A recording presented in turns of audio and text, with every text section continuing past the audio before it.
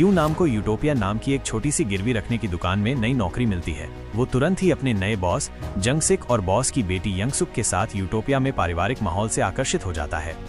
नाम था चोइन।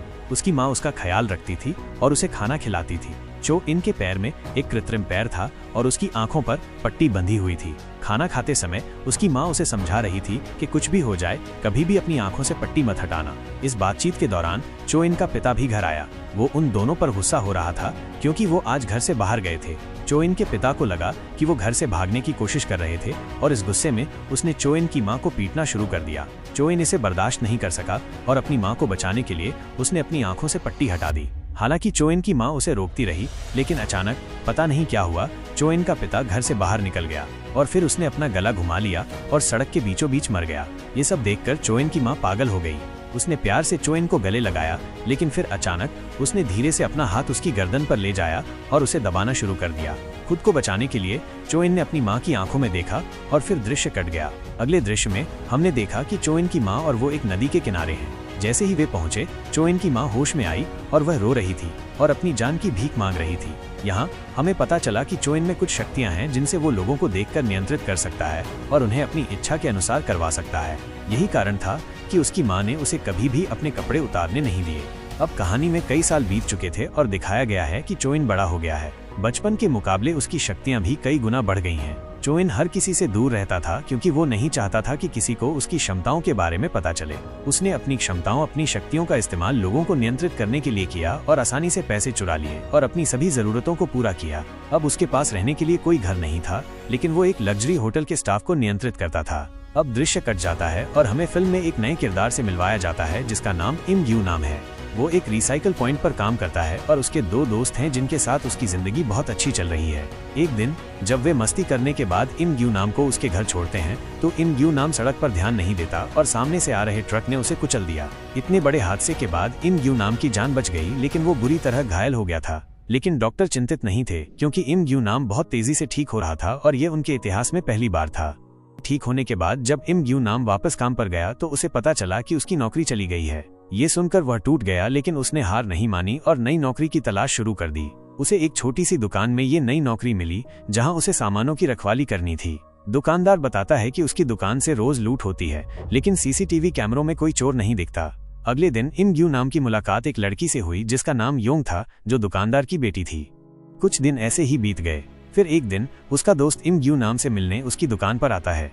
इमग्यू नाम उसे मिलकर बहुत खुश हुआ। इमग्यू नाम के रास्ते में वे सब एक साथ बातचीत करने लगे और अचानक चोइन वहां आया और सभी को अपने नियंत्रण में ले लिया, क्योंकि जैसा कि हम जानते हैं उसकी शक्तियां पहले से ही बहुत बढ़ चुकी हैं। चोइन अब दुकानदार को सम्मोहित करता है और उसे लॉकर खोलने का आदेश देता है, जिसके बाद दुकानदार ने पैसे निकाले और चोइन को देने लगे। अब यहाँ बैठे हुए इमग्यू नाम को अचानक लगा कि वो अपने शरीर को हिला नहीं पा रहा है। बड़ी मुश्किल से वो अपने दिमाग और शरीर पर नियंत्रण पाने में सक्षम है।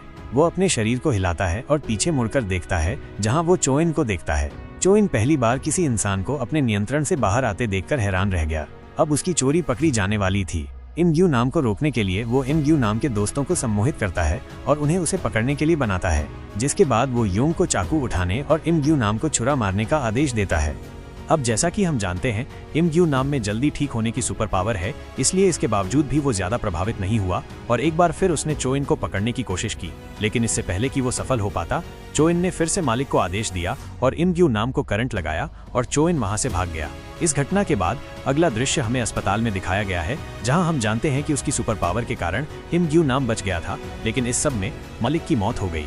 दूसरी तरफ चोइन अभी भी इस बात के सदमे में था कि कैसे कोई इंसान उसकी शक्तियों से बच सकता है। दूसरा, उसकी शक्तियों के कारण बहुत बड़ा नुकसान हुआ था। उसने एक आदमी को मार डाला था और अब उसे हत्या को छिपाना पड़ा। इसलिए रात के अंधेरे में वो उसी दुकान का सीसीटीवी फुटेज चुराने जाता है। वो फुटेज जिसे इमग्यू नाम और उसके दोस्त पहले ही चुराने आए थे, क्योंकि इमग्यू नाम पहला व्यक्ति था जिसे चोइन के बारे में सच पता था और चोइन के बारे में सच बताने के लिए उसे फुटेज की जरूरत थी। इस बार चोइन अकेला नहीं आया था, वास्तव में वो अपने नियंत्रण में कई लोगों को लाया था। इमग्यू नाम के दोस्तों को भी पता था कि क्या हुआ, चोइन उन इंसानों के साथ उन पर हमला कर सकता है। इस डर के कारण वे दोनों वहां से भाग जाते हैं, लेकिन इमग्यू नाम वहां से नहीं भागता है और सीसीटीवी फुटेज चुराने के बाद वहां छिप जाता है। अब चोइन को भी पता है कि इमग्यू नाम यहाँ है क्योंकि उसकी शक्तियां हैं और वो उससे सीसीटीवी फुटेज लेने के लिए उस पर हमला करना शुरू कर देता है, लेकिन इमग्यू नाम भाग गया और अपनी वैन में बाहर आ गया। यहाँ आकर उसने देखा कि अब चोइन अकेला था। अब वो उस पर हमला करने की कोशिश भी नहीं कर रहा था और नहीं उसने लड़ाई की, और फिर उसने समझा कि चोइन को हमला करने के लिए लोगों की जरूरत है। स्थिति का फायदा उठाते हुए उसने चोइन को पकड़ने के लिए उसका पीछा करना शुरू कर दिया। अब चोइन एक सुनसान जगह पर रुक गया और उसके पीछे इमग्यू नाम ने भी कार रोक दी। अब जैसे ही इमग्यू नाम कार से बाहर निकला, कई लोगों ने उस पर हमला कर दिया।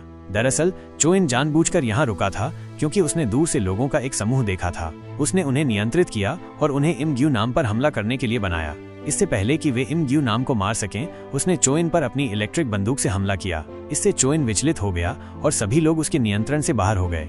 इमग्यू नाम ने चोइन के चेहरे पर एक कपड़ा रख दिया ताकि वो किसी को नियंत्रित न कर सके, और फिर वो उसे पुलिस स्टेशन ले आया। उसने पुलिस को सब कुछ बताया कि कैसे चोइन अपनी सुपर पावर से लोगों को नियंत्रित करता है, चोरी करता है और हत्या भी करता है। ये एक अजीब सी कहानी थी। पुलिस ने कभी ऐसा मामला नहीं सुना था, इसलिए उन्हें लगा कि इमग्यू नाम पागल है। शायद वो नशे में था, लेकिन इमग्यू नाम कहता है कि कृपया मुझ पर विश्वास करें। अब एक पुलिस अधिकारी चोइन के चेहरे से कपड़ा हटाने वाला था।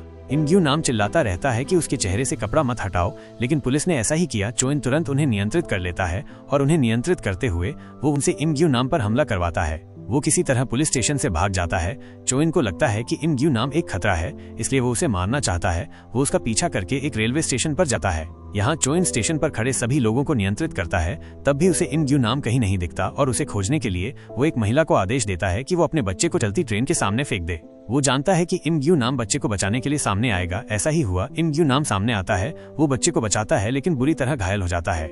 इमग्यू नाम इतनी बुरी हालत में था कि चोइन जानता था कि वो मर जाएगा, लेकिन एक बात का उसे पता नहीं था कि इमग्यू नाम में जल्दी ठीक होने की सुपर पावर है। इस घटना के बाद चोइन सभी को अपने नियंत्रण से मुक्त करता है और वहां से चला जाता है। जब वो अपने कमरे में लौटता है तो उसने देखा कि बहुत सारे पुलिस अधिकारी उसके कमरे की जांच कर रहे हैं। वो जैसे ही कमरे में आता है, वो उन्हें नियंत्रित कर लेता है और वहां से भाग जाता है। दृश्य कट जाता है और हमें इमग्यू नाम बिल्कुल ठीक ठाक अपने दोस्तों के गैरेज में बैठा हुआ दिखाया जाता है। वो अपने दोस्तों को पूरी घटना बताता है कि कैसे चोइन ने उसे पकड़ने के लिए एक बच्चे की जान खतरे में डाली। वो कितना दुष्ट है, और चोइन को मिलकर पीटने का फैसला करते हैं। पुलिस को भी चोइन पर शक है और वे चोइन की मां के घर जांच करने पहुंचते हैं। जैसे ही चोइन को ये पता चलता है, वो वहां समय पर पहुंच जाता है और सभी अधिकारियों को मार डालता है। यहाँ तक कि वो अपनी माँ को भी अपने लिए खतरा समझता है, इसलिए वो उसे मारने के बारे में सोचता है। जब वो अपनी माँ पर बंदूक तानता है तो उसकी आंखों में आंसू उसे रोक देते हैं। वो जाते समय अपनी माँ के लिए कुछ पैसे भी छोड़ जाता है जो उसने कुछ समय पहले चुराए थे।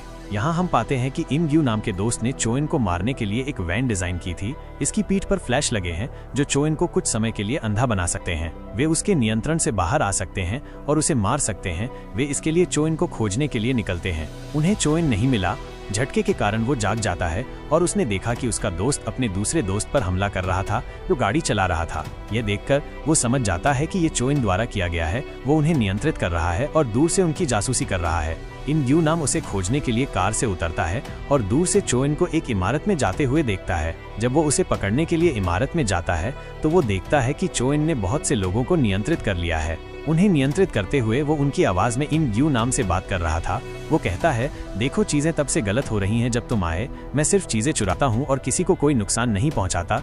इसके बाद चोइन एक एक करके लोगों को छत से फेंकना शुरू कर देता है, जबकि इमग्यू नाम उसे रोकने के लिए असहाय है। वो बाहर निकलता है। इमग्यू नाम भी उसके पीछे निकलता है और उसके साथी चोइन पर फ्लेयर गन से हमला करते हैं, लेकिन ये उपयोगी नहीं था।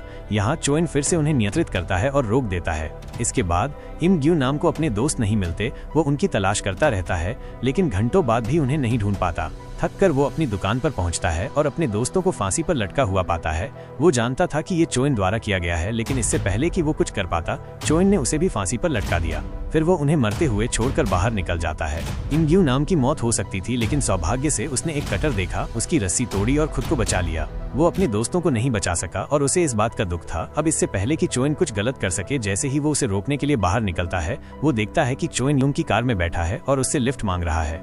वो समझ जाता है कि अब उसका जीवन खतरे में है, इसलिए वो उनका पीछा करता है। वो बार बार यूंग को रोकने की कोशिश करता है, लेकिन चोइन पहले ही उसका नियंत्रण ले चुका है। इमग्यू नाम को रोकने के लिए चोइन सड़क पर सभी ड्राइवरों को हेरफेर करता है, उन्हें एक साथ ब्रेक लगाने के लिए मजबूर करता है, जिससे इमग्यू नाम को मारने के इरादे से एक बड़ा हादसा हो जाता है। अपनी मृत्यु से पहले वो अपने दोस्तों की आत्माओं को देखता है जो उन्हें एक विशेष बटन के बारे में बताते हैं। जैसे ही वो इसे दबाता है, कार दुर्घटना होने से पहले एक रॉकेट की तरह वहां से निकल जाती है। इसके बाद हम देखते हैं कि चोइन यूंग को सबसे ऊंची इमारत में लाता है। वो योंग को मारना चाहता है। उसके पिता की मौत का मामला दर्ज करने वाला कोई न हो। इन ग्यू नाम समय पर वहां पहुंच जाता है और चोइन को देखकर वो उसे मारना शुरू कर देता है। उसके पास चोइन को मारने का मौका था, लेकिन फिर उसने रेलिंग के पास योंग को देखा। जब इन ग्यू नाम उसे बचाने के लिए आगे बढ़ता है तो चोइन उसे गोली मार देता है और फिर वो अपना गुस्सा शांत करने के लिए उसे पीटना शुरू कर देता है। इन ग्यू नाम भी क्रोधित हो जाता है और उसके पिता के बारे में बुरा कहता है, जिससे चोइन विचलित हो जाता है और योंग उसके नियंत्रण से बाहर निकलते हुए नीचे आती है। इसी तरह वो बच गई। इन ग्यू नाम इस क्षण से लाभान्वित होता है जब चोइन अपने शब्दों में खो गया था। इन ग्यू नाम उसे अपने साथ लेते हुए नीचे कूद जाता है। इस घटना में उसकी मृत्यु हो गई, लेकिन इन ग्यू नाम उस दिन अपनी उपचार शक्तियों के कारण बच गया। दृश्य कट जाता है। इन ग्यू नाम जीवित है, लेकिन लकवाग्रस्त है। वो एक रेलवे स्टेशन पर है जहाँ वो योंग से मिलता है और पता चलता है कि वो एक एयर होस्टेस बन गई है। इस दौरान वे देखते हैं कि एक बच्चा रेलवे ट्रैक की ओर बढ़ रहा है। उसकी मृत्यु हो जाती, लेकिन कोई भी उसकी मदद के लिए आगे नहीं बढ़ता और ट्रेन वहां से चली जाती है। सभी डर के मारे अपनी आंखें बंद कर लेते हैं। जब सभी अपनी आंखें खोलते हैं तो उन्हें पता चलता है कि इन ग्यू नाम ने बच्चे को बचा लिया है। योंग भी राहत और खुशी महसूस कर रही है और फिल्म इसी पल के साथ समाप्त होती है।